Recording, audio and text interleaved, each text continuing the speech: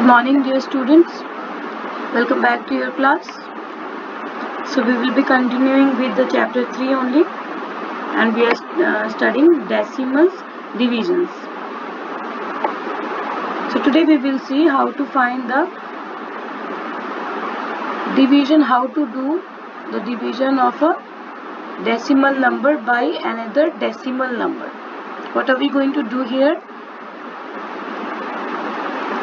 Multiply the divisor and dividend by 10, 100 or 1000 so that the divisor becomes a whole number. Then use the same method of division of a decimal number as we have done with the whole number. So here 30.94 by 0.7. So 0.7 is the divisor. We need to multiply it with the 10, 100 or 1000 so that it becomes a whole number. So 0.7 will be multiplied with 10 so that it becomes 7, which is the whole number. And when we are multiplying 10 in the denominator, we need to multiply in the numerator also. Okay. So 30.94 into 10 will become 309.4 divided by 7. Now we can proceed the same way. 7 fours are 28. What is left is 2. Copying the 9. 7 fours are 29. 7 fours are 28. What is left is 1. Now a decimal is there. So before writing 4, we will put the decimal in the quotient area and then we will copy the 4. 7 twos are 14. 14 minus 14 is a 0. Therefore 30.94 divided by 0.7 is 44.2. Same way here, the denominator or the divisor part was 0.15. So 2 digits after decimal. 2 digits after decimal means you have to multiply with the 100. So that 0.15 became 15, which is the whole number. Then you can proceed. So these are the questions of exercise 3.3. Some of them are solved for you. Question number 2, subpart 6, 12.5 by 2.5. Now 2.5, if you see here, 2.5 has 1 digit after decimal. Okay. If this is decimal and after this 1 digit is there, then you need to multiply with 10. If this is decimal and 2 digits are there, let us say 0.32 means 2 digit. Then with which number you will multiply? Then you will multiply with the 100. If after decimal 3 digits were there, okay, 3 digits, then with which number you are going to multiply? With the 1000. Okay, so same concept I have used here, 2.5 into 10.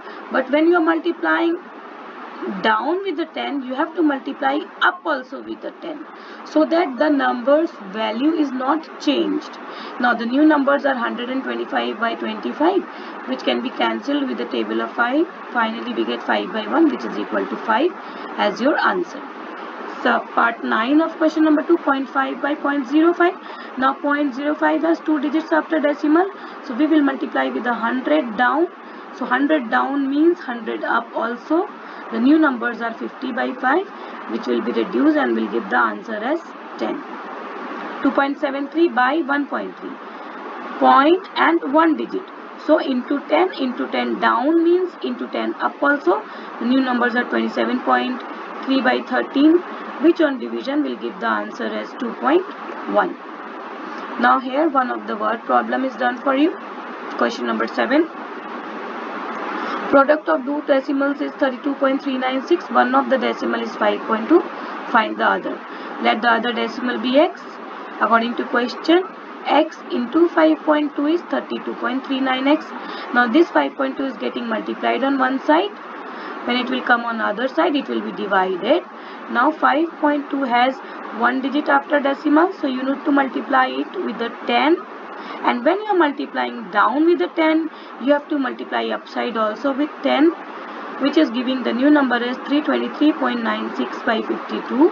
And on solving, you will get the answer as 6.23. So all the homeworks are marked, classworks are done. Please do your works on time. Many of you are lagging behind. So when we reopen, you are going to suffer. Please be in the flow with the teachers. Have the regular tendency of doing classworks and homeworks. That was all. Now here one more question is done. The cost of 10.85 Meter of ribbon is 238.70 pies. Find the cost of 1 meter of ribbon. I told you, when the cost of 10 or more meters is given and you have to find the cost of one, you need to divide.